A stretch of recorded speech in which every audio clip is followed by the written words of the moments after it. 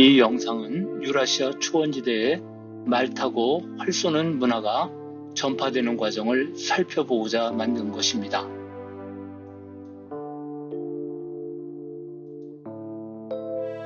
등자와 안장,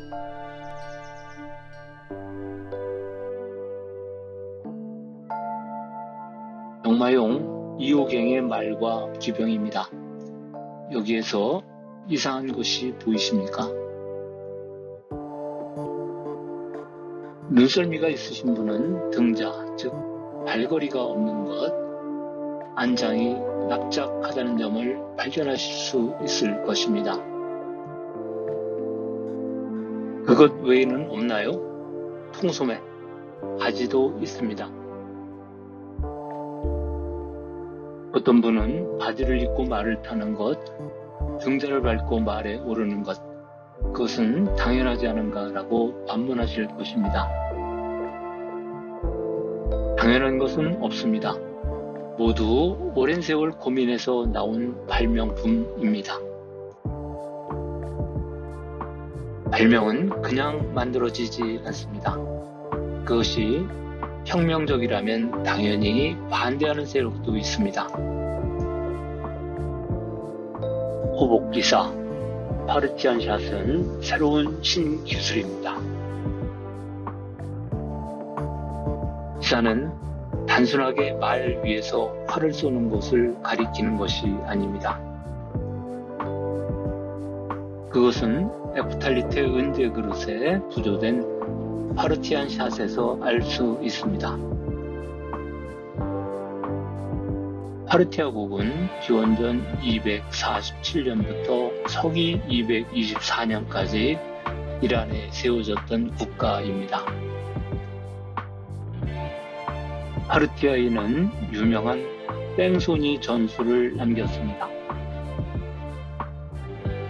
도망가는 척 하다가 몸을 뒤로 돌려 추격하는 적에게 활을 쏘는 것입니다. 자리를 뜨면서 내뱉는 악담도 파르티안 샷이라고 합니다. 우리 고구려 무용총 수렵도에서는 등자로 균형을 유지해야 합니다. 그러나 등자가 발명되기 이전에는 기수가 허벅지로 말의 배를 조여야 했습니다. 스키타이의 기사 문화,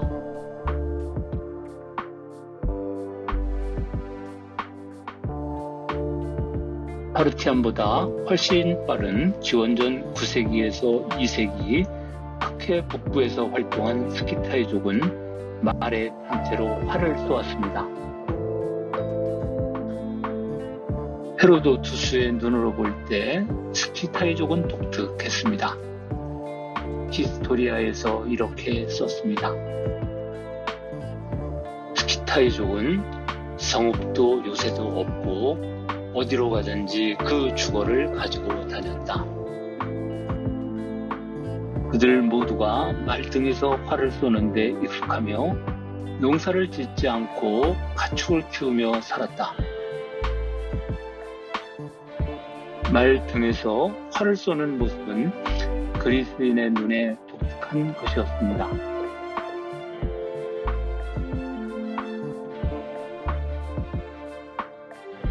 스키타이의 기사 문화는 광활한 초원지대를 따라 동쪽으로 전파되었습니다.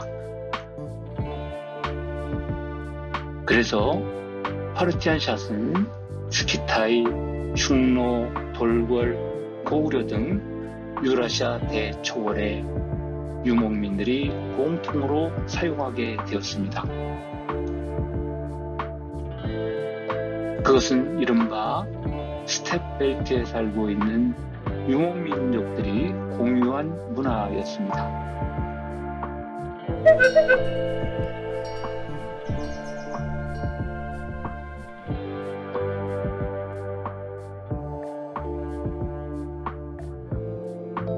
이러한 기사 문화를 가진 흉노 기병에게 중국의 보병은 관역에 불과했습니다.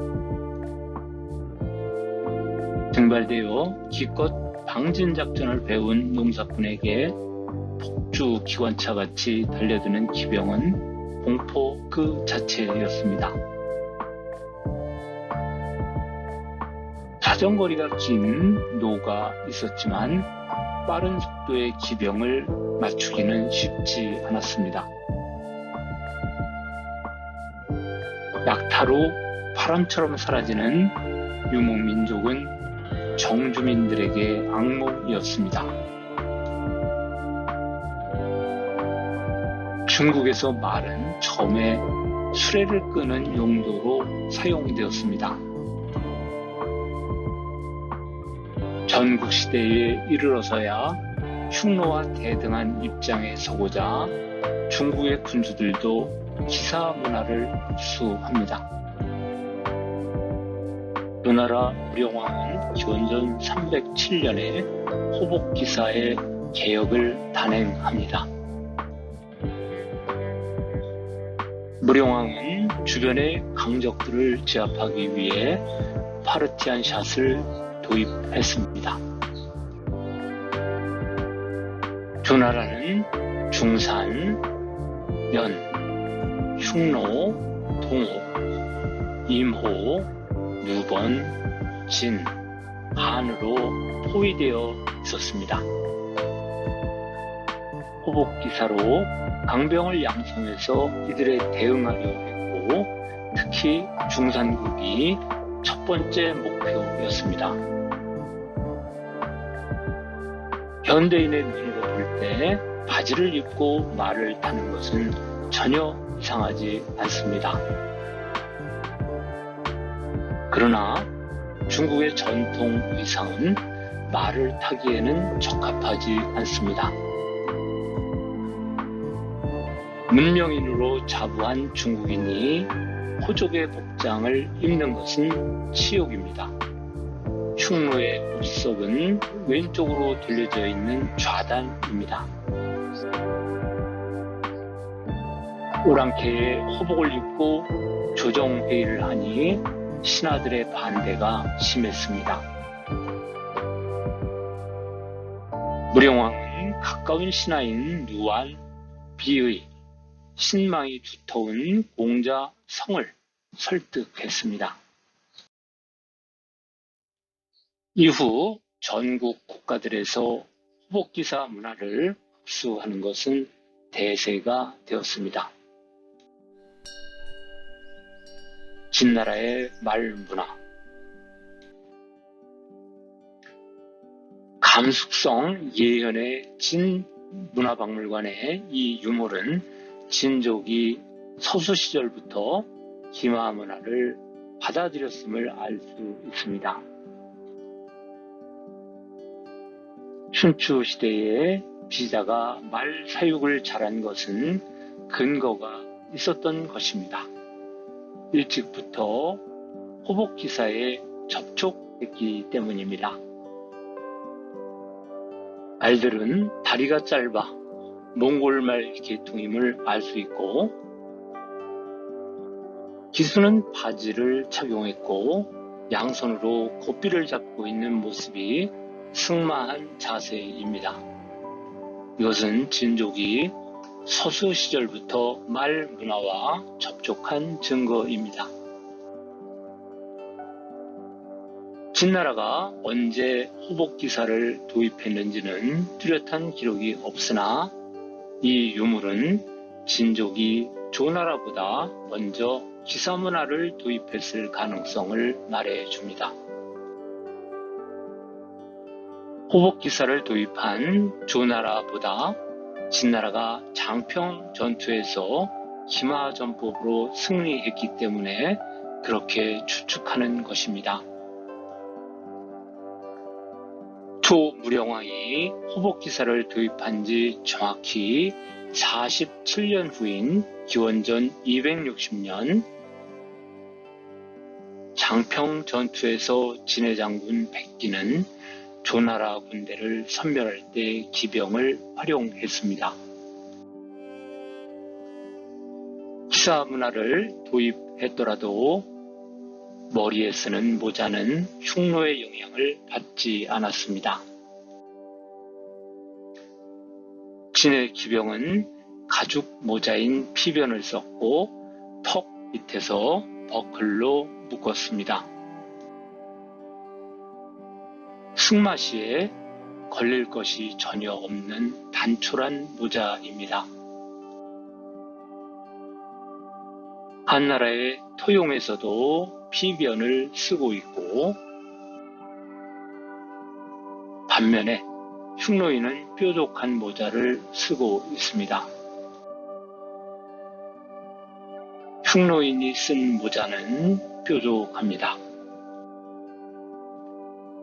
그래서 화상전에서 흉노와 한군을 구별할 때 모자 형태와 갑옷 착용 유무로 해야 합니다.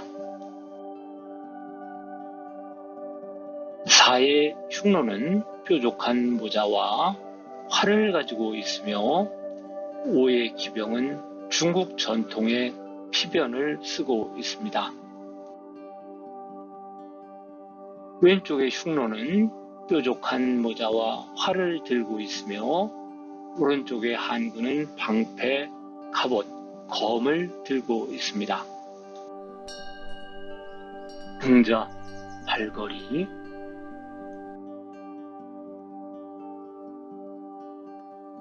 병마용경의 말에는 등자가 없습니다. 기사는 달래게 올라타야 했습니다.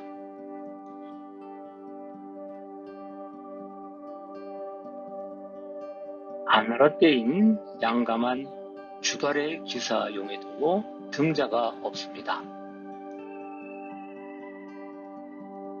시기는 병마용경보다 조금 늦은 한초로서 그는 고조의 공신입니다.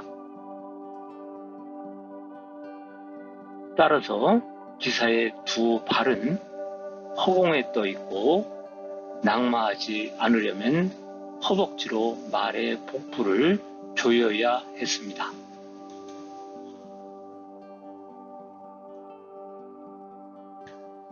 어릴 때부터 말등에 살던 흉노인은 모두 밧장다리, X형 다리 형태로 균형을 유지했습니다.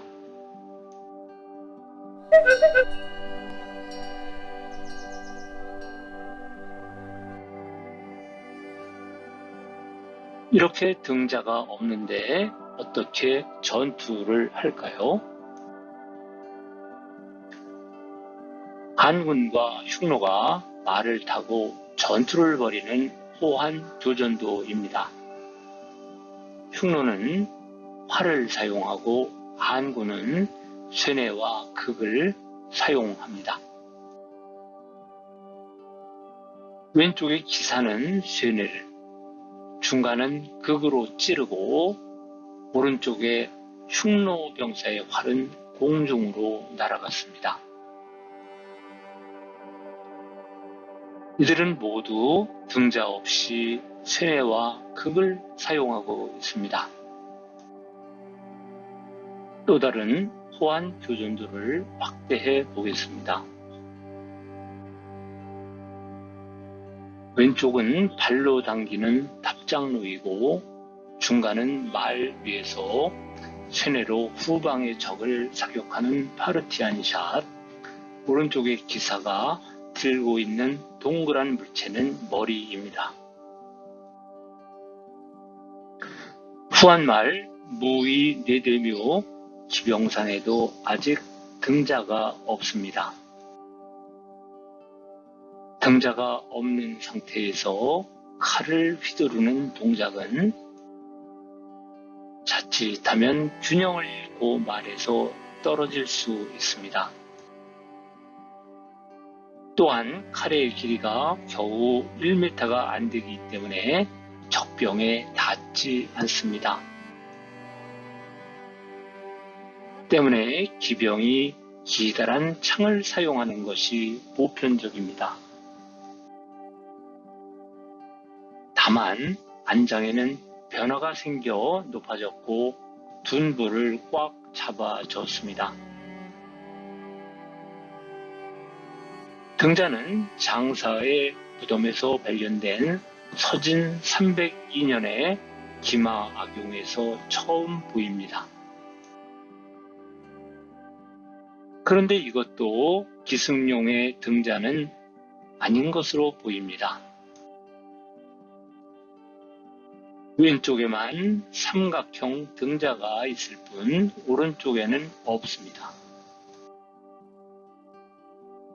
기수의 발도 등자 안에 있지 않습니다. 따라서 말에 올라탈 때 사용되는 기구일 뿐입니다. 현재 확인된 최초의 등자는 윤영성 북표 서관 영자의 부견 풍소불 묘에서 나온 것입니다. 금동으로 쌓인 목재 등자입니다. 이후 기병은 균형을 잡을 수 있어 말에서 찌르기, 베이기와 같은 동작을 할 수 있었습니다. 이 금동 등자는 경주박물관에 소장된 것인데 풍소불 등자와 흡사합니다. 안장. 안장의 안은 기수가 말 위에서 편안하게 자세를 잡게 해준다는 뜻에서 가죽과 편안으로 구성되어 있습니다. 병마용갱의 안장은 후일의 안장과 크게 다릅니다. 방석 느낌입니다. 후대의 안장은 전교와 후교가 있어서 전으로 움직이지 않게 고정시켜 줍니다. 교라고 부른 것은 아치형 다리를 닮았기 때문입니다. 우리나라 황남대총 출토의 것은 말 안장 뒷 가리개라고 부릅니다. 전교와 후교는 쌍봉낙타에서 아이디어를 얻은 것은 아닐까요? 비슷하지요? 또한 말 안장은 말의 척추뼈가 기수의 엉덩이를 찌르지 않게 하고 기수의 체중을 말등에 골고루 분산시켜 말의 척추를 보호하는 역할도 합니다. 그러나 초창기의 안장은 단순한 쿠션일 뿐입니다. 안장에는 좌우 2개의 패드가 있으며 표면의 구멍은 바늘 자국인데 소가죽 안에 넣은 사슴 낙타의 털이 움직이지 않도록 꿰맨 자국입니다. 그리고 안장은 띠로 묶어서 고정시키고 있습니다. 복원한다면 이러한 모습일 것입니다. 스키타이의 안장에도 복대가 보입니다. 스키타이의 안장은 현재 천산 일대의 카자흐족 안장과 비슷한 것입니다. 병마용갱의 안장과 형태상 매우 흡사한 것이 화염산 북쪽에서 출토되었습니다. 태양이 자결하는 화염산 사이로 넘어가면 소패희 호묘군이 나옵니다. 화염산 뒤편에 선선현 토욕구, 소패희 호묘군입니다. 중국어로 스바스춘은 선선현 토욕구의 화염산 대협곡의 북단에 있습니다. 수바스는 강의 수원지라는 뜻입니다. 소페이 1호 묘지 M10에서 출토한 안장은 기원전 5에서 3세기의 것입니다. 진시황 시기보다 조금 빠릅니다. 안장 본체는 좌우 2개의 방석으로 구성되어 있습니다. 가죽 내부에 사슴털을 채우고 매트 표면에 바늘구멍이 있습니다. 이 형태는 병마용갱의 안장과 완전히 동일합니다. 안장 방석은 3개의 벨트로 고정되었고 안장의 앞뒤, 양 끝이 약간 위로 올라간 것도 병마용갱과 동일합니다. 바느질 모양으로 볼 때 신강 선선연의 안장이 병마용갱 안장에 영향을 미쳤습니다. 수바스에서 진시황릉까지 1925km 떨어져 있지만 말문화로 연결되어 있습니다. 이것으로 봐서 장건이 대원에 가기 전에 신강성 지역과 문화교류가 있었음을 알 수 있습니다. 이사가 진시황에게 준마인 결제를 수입하고 있다고 말하는 것도 이와 연결됩니다. 쿠션 안장은 후한말 또는 서진경이 되면 교체됩니다.